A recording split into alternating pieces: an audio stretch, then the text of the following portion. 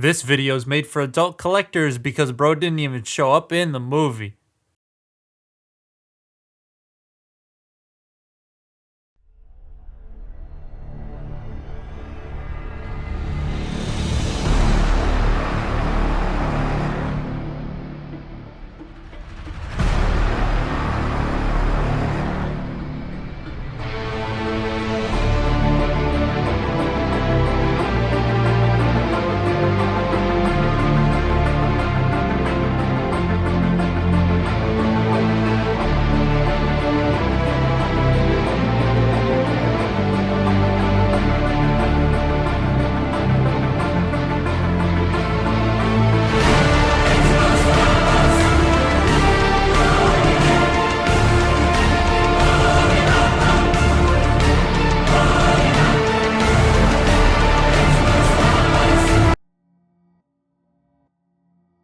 To answer the title, yes. When factoring everything in from a business standpoint, yes, it's probably worth the liter price. But in entertainment value, I don't know. It's a toy that's definitely been bugging me since I got it, because over here in Canada, these cost $76 before tax. And that's a lot. For this, well, see, like Primal was the same price, and yeah, he's a bit smaller, but his engineering is pretty damn smooth, his articulation is immense, and his plastic was way denser than normal, and his accessory count was super high. That felt justified to me. Megatron here has loads of paint and engineering. His plastic, though, isn't quite Primal's, but it's better than, like, Legacy Blitzwing, but he desperately needs more than just the gun.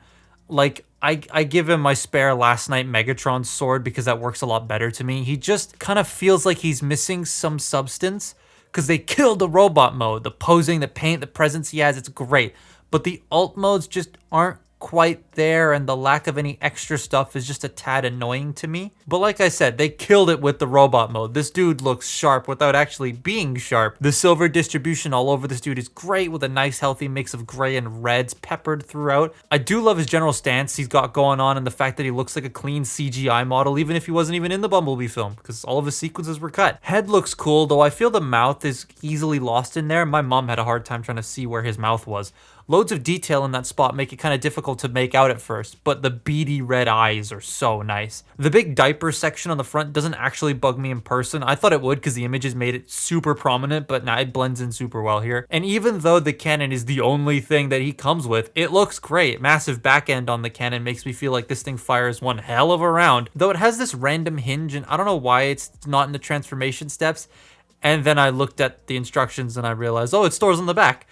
That actually looks pretty cool. If you were to give him like Dark of the Moon Megatron's cape on top of that, I think it would look pretty nomad and pretty sick. I just kind of wish he had the back cannon thing. If you're going to go for a more G1 look to his movie interpretation, then I kind of wish they went all out. That, and while the back is super clean and detailed, there are some sections that look plain, like the butt section, which is extremely flat and has nothing on it except for like the number 2. The biggest draw to this robot, I think, is that it's one of, if not the most posable, transforming Hasbro Megatron we've ever gotten. And I mean one that doesn't have panels coming apart when you try to put it into a good pose.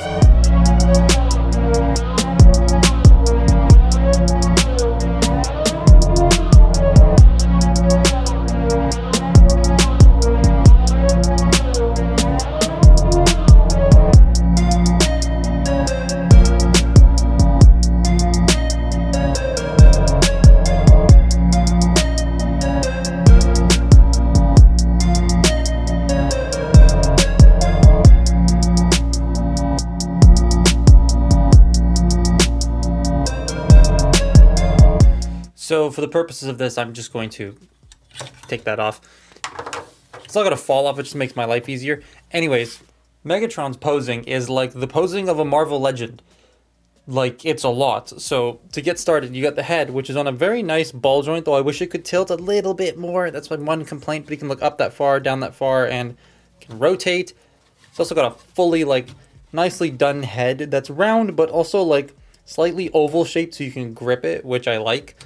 You have full 360-degree rotation at the shoulder. Shoulders can move out and in. Dedicated butterfly joints. Let's go about that far. That's very nice, which means you can two-hand the Ikakalaka, or however you pronounce that, if you want to. Bicep rotation. Single jointed elbow that bends pretty much all the way. Also, these forearms are entirely painted red. They look cool. You have lower forearm rotation, which is more for transformation, but you can use it. Wrist rotation, wrist tilt as well. So if you want to do like a downward sort of sword pose, you can do, so that works. And then he's got the 3-finger trigger finger split, but 2 joints at each knuckle, which is really cool. You have a like crop top style waist joint because it's really high up due to how this whole assembly down here works. So in order to pull off this look, what they did was they made these sections right here flip this way forward. So that's how the hip skirts work. They're sort of butterfly as opposed to go up and down. Then these can go up and out of the way, and they can also move back.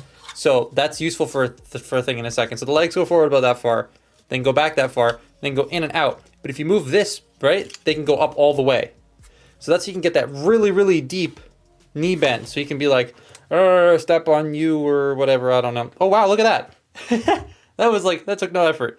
He's standing on 1 foot. See, he's very well balanced. You do have a thigh rotation, which is very stiff on my copy. You have, move out of the way. You have that single jointed knee that bends all the way. And then you have the ankles can go down, they can go up, they can be out of focus. And then you do have ankle tilt. No foot rotation, but you do have ankle tilt. So yeah, he is extremely posable. Now the knees do something interesting. They have what I call Nitro Zeus knee because they bend, but then these knee pads move. So you can like choose if you want knee pads sticking up or knee pads sticking down like that. Because here's Nitro Zeus. Remember this toy? His knees bend, but you can choose to do that, which is accurate to the film, or you can have knee pads out. So like he has Nitro Zeus knee in a way, which is pretty cool. But yes, extremely posable. And then the cannon, put that on his arm. Extremely posable. So that's the robot, probably the best part about this toy. And now let's do the alt modes. So the cool thing about the transformation on this, at least to tank mode, well, to both, but more so to tank mode, is you don't have to take the fusion cannon off. That can stay on, which I like. Anyways, let's ball this hand up into a fist. And then you want to shove the hands directly into the forearms. They sort of like click into place because the fingers and stuff just kind of like that fit into place. And there you have the hands all done. Now this peg you might think can hold Primal's chain. It cannot. It's like, it's not the same size for some reason. It's slightly smaller. I don't know why they did that, but whatever. Then what's next? Next thing we're going to do is we're going to take the shoulder assembly and just bring it out like that. Rotate the head around, flip it up like this, fold these sections out, and just leave it. Now what we're going to do is we're going to bring these sections back here just for now, just to get them out of the way. And then open up the tail fins. You're just going to, not tail fins, the wings. You're going to bring the tips of the wings all the way around, and then you're going to pop these out just a little bit so that you can take this entire assembly here and just unclip it from itself. Like that. It's going to come out like that. Then you fold up the foot, collapse this in. The tread will peg into the foot. And then you just want to Revenge of the Fallen Megatron, the hit. I wasn't expecting that to carry over Studio Series Revenge of the Fallen Megatron's hips.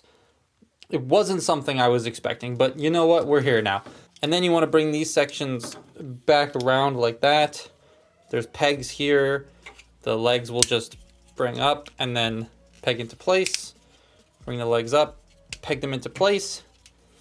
And that's pretty much the end of the cool engineering because the rest of it is just kind of in my opinion. So you bring this down, right? You peg it in. Now when you peg this into the back here, you also want to squeeze it at this black part. Just like till it clips. And it's kind of difficult to do. There we go. Now it's in place. And then, I'll bring those out in a minute. I'll talk about this in a second. You want to bring the arms up and then rotate this around. Bring the arms up. Bring the cannon forward. Rotate this around at the elbow, not at the bicep. Peg this together. This will peg together at the shoulders. Just like so. And then there you have tank mode. And see, like this just arms. It doesn't look the greatest. And then you pull these out. Pull out these treads. That will be a problem. Very interesting transformation with a bit of Revenge of the Fallen Megs I wasn't expecting to make this actually competent tank. Though it is hard to not just look at this and see a folded up man in there. Like, I can clearly see the arms and it's a bit distracting. The whole thing does look like a metal slug, which I guess is fitting. I love the way the feet just sort of engulf the treads. The way it looks seamless just makes those arms look even more distracting due to how unseamless they look. The turret can rotate on this weird back axis and go up and down, which is nice, but the up and down doesn't feel super solid due to it being the arms just sitting there and they all just kind of like to move a little bit. I'm also not a big fan of these pull-out treads at the back because, yeah, they work well, but if a little weight gets on them, they can collapse easily and that's kind of annoying. Now on to the jet. Okay, so Optimus, stop hogging the shot. So turning him into a jet is not as fun as doing the tank because it's just kind of like you can tell this was built for the tank and then the jet was like, oh, we need a third mode. So to start with, we're going to collapse the treads at the back. Then we're going to open this up. Gonna open this up. I'm actually going to take the cannon off. You can leave it on, but I'm taking it off because it's kind of stupid. We're going to do the front first. So what we're going to do is we're going to fold this up, rotate the head 180 degrees, fold it back. Then bring out the nose cone like that, fold these panels in all of the way, and there you have the front of the jet started. Then we're going to take this section here, unclip the arms, and like refold this back up just for now. Get it out of the way. We're going to work on the wings. So what you want to do is you want to start undoing them, and then fold this section out, and then you just sort of collapse this back on top, fold out the wings like that. Get these up. These are gonna have to be up here. And you bring this section out. Now these, I'm gonna unpeg this for now just so I can show you. This is going to clip into the back of the thigh like that. Bring this around. We're gonna repeg the little foot back in now. Come on, peg in. There we go. No, peg in, doofus. Come on. Ah. And that's a wing apparently. That's a wing, guys. The arms just kind of go underneath, and then they will peg into the legs down here and we'll hold them into place. So we're just gonna do that. And they're not the most strong pegs in the world. They actually don't like to stay pegged in at all, which is really annoying.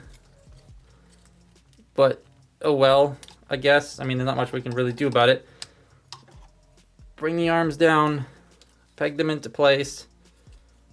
And then what you're supposed to do is have the cannon in the middle here, but like it bumps into this the whole time.